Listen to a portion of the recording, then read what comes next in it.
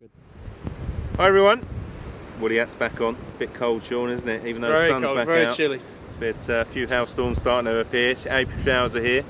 But I'm just with Sean, head greenkeeper at Harpenden Common, and you've had a busy winter, Sean, haven't you? There's been lots going on. Very busy winter. Finally, after many years, we've started with our tea construction. Yeah. So we're obviously here on the 18th, and yeah, aside from teas, we've done paths and other little bits and pieces, a little bit of tree work. Yeah, normal, obviously, maintenance work on all the playing surfaces. So yeah, it's been very busy, and pretty much at the end of it now, which is nice going into the season. And yeah, we're in a very good place. Yeah, no, I mean, I've been involved with the club now for I think it's the 4th year actually. So, you know, when we got involved with the club, it was all about turf conditioning, wasn't it? The performance levels, greens, approaches, fairways. But tees, you know, I've had a good maintenance plan, good granular program, good spraying program, good aeration program, good, you know, top dressing. But there was a but with your tees, wasn't there? What's the problem with your tees? There was. I mean, the main issues with the tees, as anyone will tell you, any member, is they were very unlevel. And still, obviously, there are a large amount of tees still here unlevel. Yeah. We've obviously this winter completed the 18th that we stand on, 17th, and we've done a little bit of a kind of repair, so to speak, on the 5th. Yeah. Apart from them being very unlevel, a lot of the tees here, this one in particular, used to be on 2 levels. So we'd lose a massive amount of playing space on the slope. We'd lose around 3 to 4 metres, and having that maximum available teeing space is crucial here because we're a really busy course. We get a lot of play, and obviously really irrigation on tees has been a huge issue. We've obviously had the jockey field tees upgraded, which we've kind of touched on before, and now as we reconstruct, develop tees out here, we're upgrading all the irrigation. So this tee did have kind of 2 heads down the middle, would burn out in the summer. It's now got obviously a head on each corner and 2 heads in the middle on a separate valve doing 180. So we're fully covered now. And that's what I'm seeing is you know, over the last 5 years the unevenness of tees is becoming a big talking point, and rightly so. I think, you know, gone are the days of being acceptable to stand on the side of a tee or an uphill bit, and this tee especially had a very uneven back bit, and then went into a bottom bit that really struggled for grass because, you know, you've got trees, but having just a few irrigation heads down the middle just wasn't acceptable. Before we go into the construction, you know, the way we designed the irrigation on this tee, which I really like, it's a block system, so it's not ideally we'd like valving head, but that becomes quite a costly thing. But we did 2 valves, and because it's rectangle, because it's long, we went with 1 valve with 4 heads on the corner, so they're doing 90 degree arcs, and then we did 2 in the middle, which are doing 180. So even though it's a block, we've gone double valve, and we've focused the water onto the tee top. And if you look at the run time on this is probably going to be around about, to do 2 mil of water, probably about 4 minutes. You know, I dread to think what your run time was before, probably an hour, something like that? Yeah, I mean, I think put 2 mil on this before was around 40 minutes, so yeah So you're saving water and you're decreasing that run time. So, you know, and I'm big on this. I'm really pushing clubs to try and invest in their tee surface, the playing surface, but also irrigation. I see it too often is clubs spend money on the greens, spend money on the approaches, and almost forget about the tees irrigation. So it's good to, well done to the committee and everyone involved at Harpenden Common to do that. So let's go into construction, Em. So if you want to talk, you've done 2 tees this year. So you did 17 and then you had contractor profusion do 18, but same method, yeah? So same methods, the same kind of spec for both tees. So obviously on top of the sub we've got 200 mil of 70-30 root zone. The turf is tillers, shortcut, and obviously then we've just gone with the normal on the banks. The irrigation, obviously we've just spoke about the spec for that. Drainage in it? Drainage in it, so we've got drainage running back to front on this one. Laterals I think they put them every 3. Yeah, it's a good point. I think it's 3 or 5 metres, can't remember now. And then obviously ran into a main, and then we had to, unfortunately, to sump this out to the front because, as you can see, the tee at the back is very tight to the road. We didn't quite have the space there, so the sump is on the front. Obviously there's the inspection point obviously on top of the sump down there, so obviously if we ever need to get in there to clean or inspect, we've got that, which is again another part of the spec now when we rebuild tees. I think probably one of the best things we've done with both tees, with advice with Greg, is getting them on them early to cut.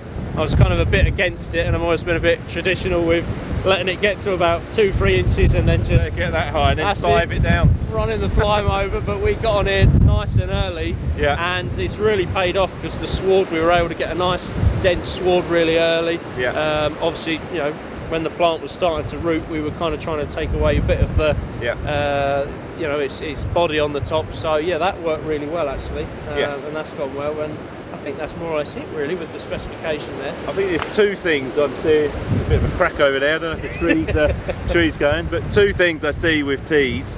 Well, actually three things. I've mentioned irrigation. That's the first thing.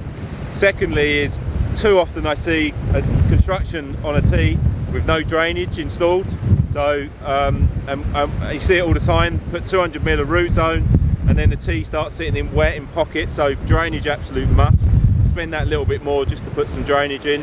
And then the growing is absolutely key. I mean, I was annoying Sean a little bit, if I'm honest, because I kept sending him a WhatsApp. What we now, Sean? But I like to get, so forget about a rotary mow, forget about a fly mow. You know, too often I see turf go down, greenkeepers want to let it root, they want to get it to about 25 mil and then stick a fly mow across it, and all that does is create density even more, and you end up with a big old rug, and then you've got to sieve it down. So I like to get on there with cylinder straight away, hand mow straight away. When the turf is just starting to pull, so it's not actually rooted, so you just feel a bit of resistance on that turf. Yeah. So about 7 days, 10 days, something like that. Yeah, I think really when the first cut we'd done, it was just gripping basically. You felt resistance, just didn't you? a little bit of resistance. So as the roots are just starting to go into the root zone, you pull it back, bit of resistance. 7 or 10 days, you went in at 15 mil, if I remember right. 16 mil. 16. Boxes off. Yeah. Double cut. Double cut straight away. Yeah. Then we went down. We're now at 12. Is that right? 12? This is now 10.5. 10.5. So this tee was finished end of Jan, was it? I think it was end of Jan. Yeah, it was. End of Jan. You know, if I'm honest, it's been ready for a month already, isn't it? I mean, it's pretty. It has been. Yeah. So the growing was absolutely critical. You know, the club invested well. They went with a product called Tiller's Shortcut, which means it's grown tighter in the turf nursery. Pull it down, growing straight in there. You know, 7-10 days, cylinder straight on it. Get it 15-16 mil, bring it down 2 minutes at a time, and then it's easy, isn't it really? You know, to then get it through, it's just easy. Too often, if you let it go, if you let it grow too big, it's going to be a struggle, and I see that quite often, unfortunately. Yeah, no, so that's my top tip: get in there early, don't let it root too much, and don't stick a fly mow on it.